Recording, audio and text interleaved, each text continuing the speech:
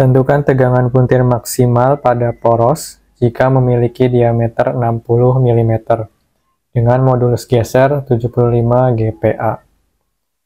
Apabila dilihat pada gambarnya, maka ini merupakan contoh kasus statis tak tentu, karena di bagian A dan bagian B itu ditumpu dengan tumpuan fix.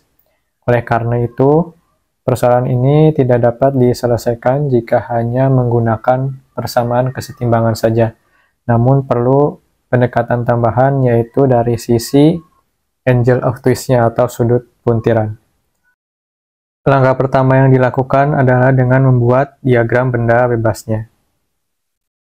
Pindahkan ke bawah saja, lalu beri titik-titiknya. Di sini titik A, kemudian titik C, titik D, dan juga titik B.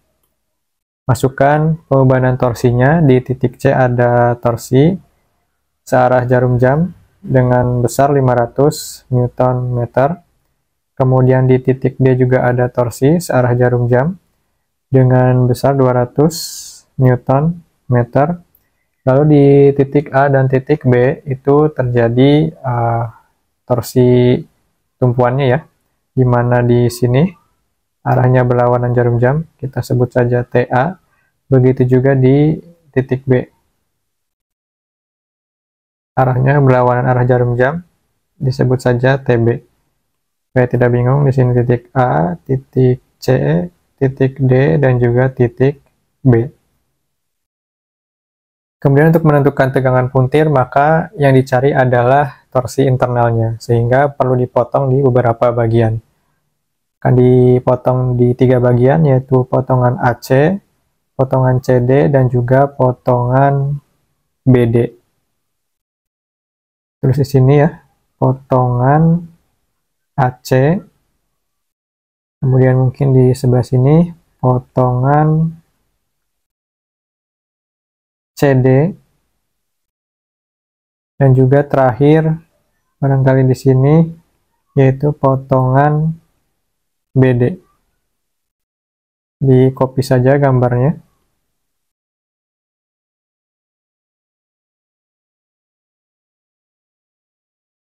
Dibuat 3 gambarnya, 2 dan 3. Kemudian potong di 3 bagian. Pertama di potongan AC, kemudian di potongan CD, dan terakhir di potongan BD. Lalu hapus bagian yang tidak diperlukan.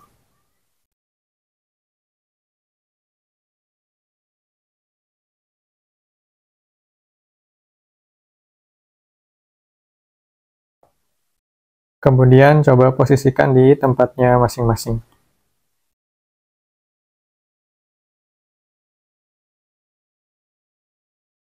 Oke, kurang lebih seperti ini. Lalu di potongannya akan muncul torsi internal. Untuk potongan AC, diasumsikan saja torsi internalnya searah jarum jam, TAC. Kemudian di potongan CD juga searah jarum jam. Kita samakan saja ininya, arah torsi internalnya. Diberi nama TCD, begitu juga di potongan BD. Diberi nama TBD. Kemudian gunakan persamaan kesetimbangannya.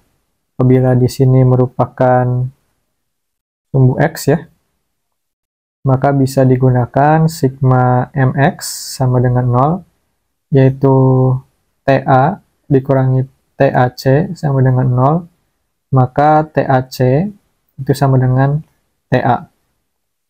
Lalu kemudian potongan CD bisa juga digunakan sigma MX sama dengan 0, yaitu TA dikurang 500, kemudian dikurangi TCD sama dengan 0, maka TCD itu sama dengan TA dikurangi 500. Begitu juga potongan BD. Di sini ada sigma MX sama dengan 0, TA, kemudian dikurangi 500, dikurangi 200, dan dikurangi TBD sama dengan 0, sehingga TBD didapatkan yaitu TA dikurangi 700. Masing-masing torsi internal di bagian potongan AC, CD, dan BD sudah ditentukan ya, meskipun belum dalam angka pastinya. Kemudian di sini masuk pendekatan kedua, yaitu dari sisi sudut puntirannya atau angle of this.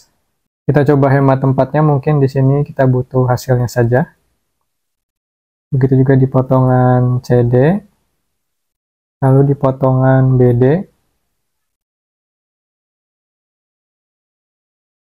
Pindahkan ke atas, ini juga pindahkan ke atas, begitu juga yang potongan BD bisa dipindahkan ke atas. Barangkali ini digeser ke atas sedikit. Oke.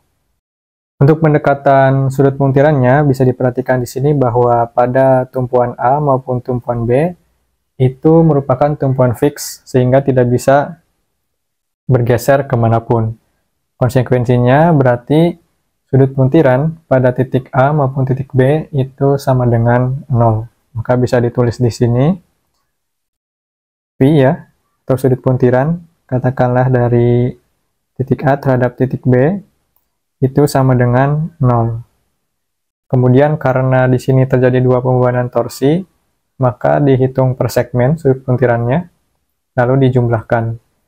Maka di sini muncul sigma ya, TL dibagi JG sama dengan 0. Kemudian tinggal jabarkan kontribusi sudut puntiran di masing-masing potongan. Namun sebelum itu kita tentukan dulu konvensi tandanya, bahwa karena di sini TAC-nya itu searah jarum jam, maka nanti nilai sudut puntirannya itu negatif.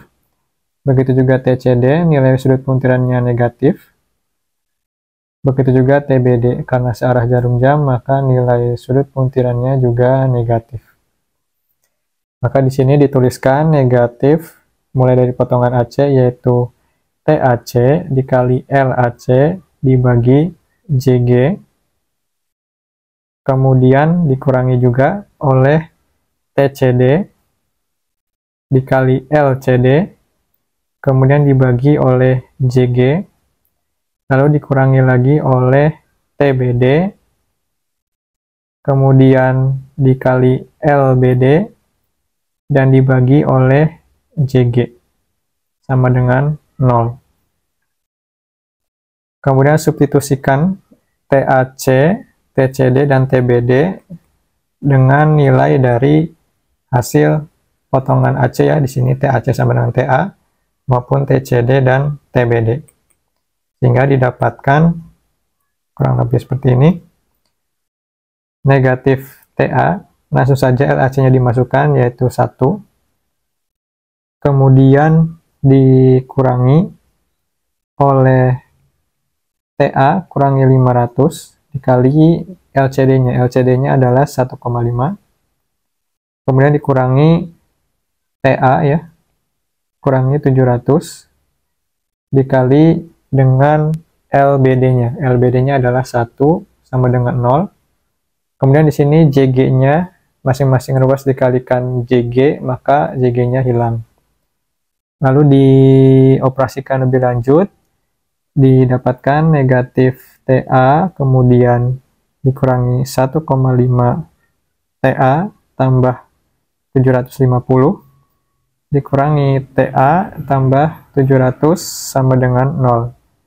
Maka di sini didapatkan juga penyederhanaannya, yaitu negatif 3,5 TA ditambah 1450 sama dengan 0. Sehingga TA didapatkan yaitu sebesar 1450 dibagi 3,5 ya.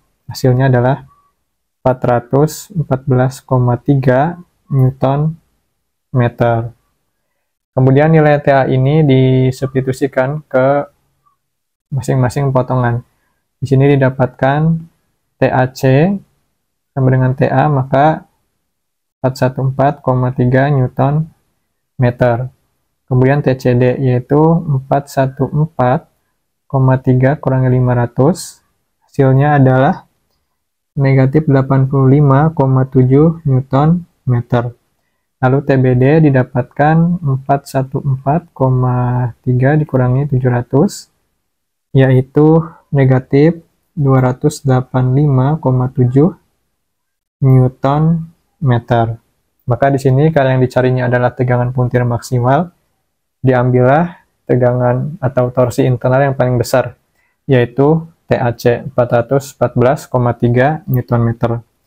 Maka masuk ke persamaan tegangan puntirnya, yaitu tau P max ya, sama dengan torsi internal maksimal dikali C, kemudian dibagi oleh J, atau momen inersia polar. Sama dengan T max-nya adalah TAC ya, 414,3 Newton meter. Kemudian C-nya adalah jari-jari porosnya, di sini 60 bagi 2, 30 mm.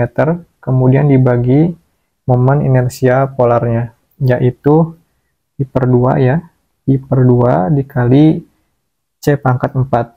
Tadi C-nya adalah 30, maka 30 mm pangkat 4. Hasilnya adalah 9,77 Newton per milimeter kuadrat.